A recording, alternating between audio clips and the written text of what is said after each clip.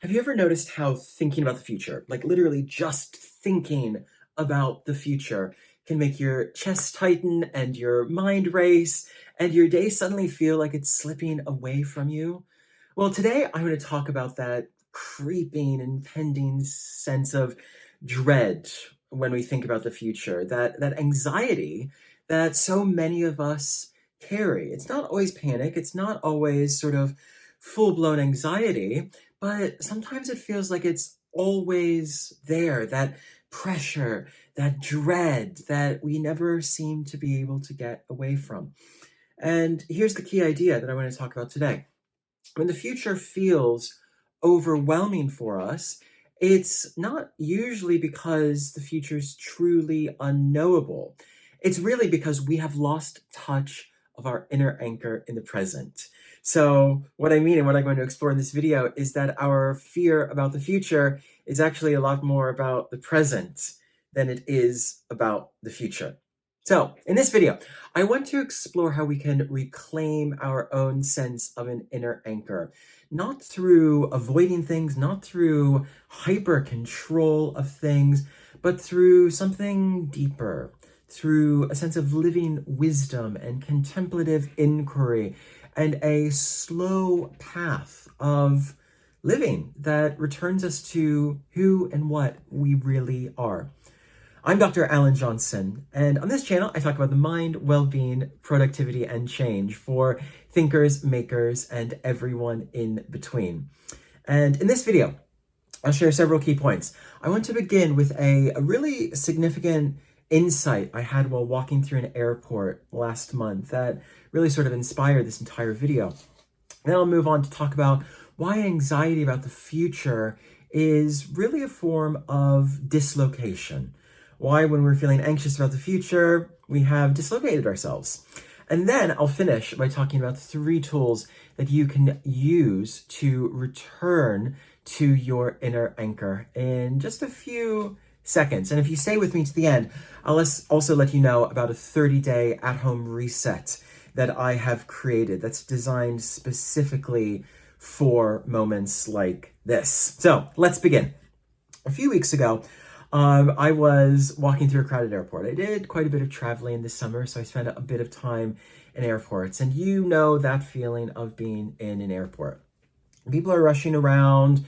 There are announcements coming over the tannoy. There are shops filled with endless stuff to buy. You're probably feeling a little bit uncertain, a little bit anxious about your flight. We know that environment that an airport creates.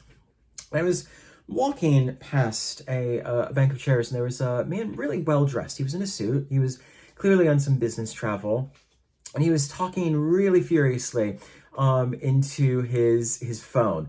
And he began shouting. His voice was sort of rising. And he was saying something like, "I need the numbers now. I can't wait till next week." People were turning and looking at him. It's kind of like his energy was radioactive. And I felt that ick when I walked past. I was like, ugh. I wasn't experiencing the emotions that he was, but even being present around those emotions was a little bit upsetting to me. But then the really great thing is what happened next. I kept on walking. Just a few paces later, I walked past a little girl. She was maybe 5 or 6. She was sitting cross-legged, sort of in front of the chair. She didn't even bother with sitting in the chairs. And she was just watching the people walk by with complete absorption. She had no phone. She had no plans. She was just watching. And I thought, that is it. That's the whole point. Somewhere between panic over what hasn't happened and presence with what is lies the space where we can reclaim our inner anchor. Maybe we're not going to be that little 6-year-old girl with wide-eyed wonder all day long, but maybe being a little bit more like her prevents us from being that business person shouting down the phone in his suit. When we are anxious about the future, like the guy on the phone was anxious about not having the numbers in time, we're usually trying to mentally secure something that cannot be secured with thoughts, okay? So we're trying to use words and thoughts to do something that's impossible. That is to change the future or what we expect in the future. We're trying to essentially analyze to create safety. But in truth, safety isn't cognitive. What we're looking for is actually relational. It's about how we feel anchored in our own experience. Because our culture teaches us in so many ways, and there's some other videos that I'll link to about this, teaches us that certainty is the goal. That to feel really safe, we need to be absolutely certain about what's going to happen next. We forecast the markets. We plan our 5-year strategies. We track our macros. We predict everything. And then we believe that we'll be okay. And some sense of that type of quantification can be useful and valuable, but it can really quickly run away without us. Because here's the thing. Life is not a spreadsheet. Life is not an app that tracks your macros or your steps. Life is a mystery. And mystery isn't the enemy of well-being. That's not the problem here. The real problem that we're facing when we're like that guy in the airport is our sense of disconnection.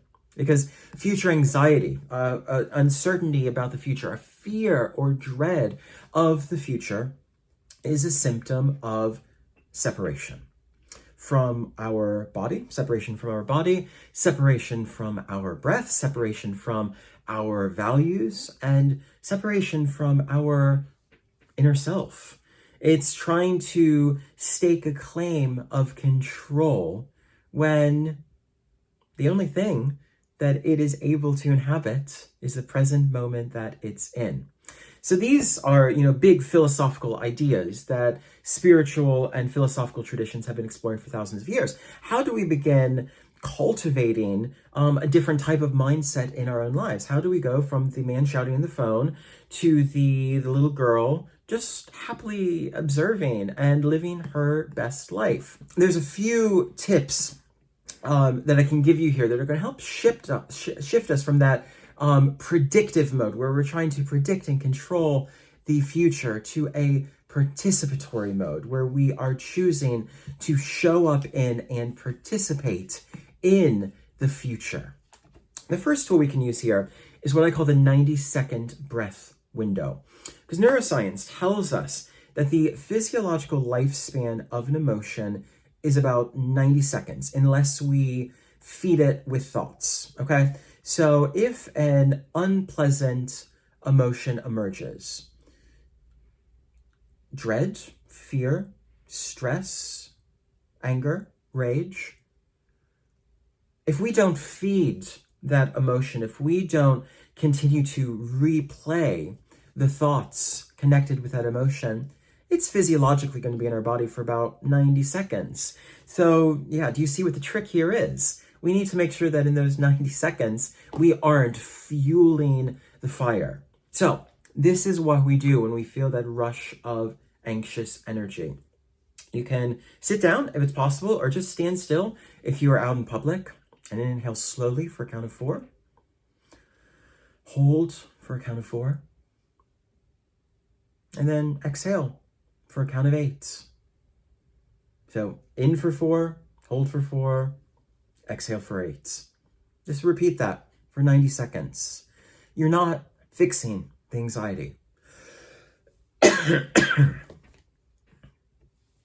It's not about getting rid of or denying that anxiety has been an experience that you've just encountered. It's about making space for it and then letting it pass in its own time. You're not pushing it away. You're not dramatizing it. You're just watching it. So the next tool that we can use here is the anchor question. When we begin to feel that sense of fear about the uncertainty of the future emerge, we're going to ask ourselves, what is actually true right now in the body? What is true right now in my body? Is my jaw tight? Is my chest buzzing? Are my feet touching the floor? The more specific that you can be here, the more present you become. Because the body only lives right now. So it's only ever in the present. Our body is neither in the past nor in the future, because those are entirely philosophical constructs. Our body is only, always, ever in the present. And when we re-enter the body, we re-enter the moment. And this collapses down that fear of the future. So these are two tools that you can use when you fear the future, when you're uncertain about something, when you're feeling anxious about an upcoming trip or deadline. But there's also something, this is the last tip for today, that you can do regularly to help cultivate a more present mindset, to avoid that escalation of anxiety. And it's very simply integrating a small ritual into your day. Lighting a candle in the morning, even before you check your phone. Or saying a simple phrase every time you close your laptop for the day. Something like, I am not my to-do list, or I am not my job title, or I have many gifts that I bring to the world. Or maybe another small ritual at the beginning or middle or end of your day, whatever feels right to you, is just touch something grounding. Maybe it's a stone or a piece of wood or even just your own heart. And these micro rituals over time help to rewire the nervous system. And they help you build trust. Not just trust in the idea that you'll be okay, but an embodied sense of a real rootedness in the present that will enable you to show up in the future with all the resources that you need. If these are the types of ideas that you find interesting, you're thinking, yes, but I need help doing this constantly, I've created something gentle but really, really powerful. It's called Integrative Meditation Level 1. I'll put a link below. It's a 30-day at-home reset that only takes a few minutes a day, but is designed to reconnect you to your inner anchor. And there's no dogma, there's no religion, it's just meditation and journaling and breathwork and small intentional practices that bring you back to the present. So if you want to explore more, I will pop the link below.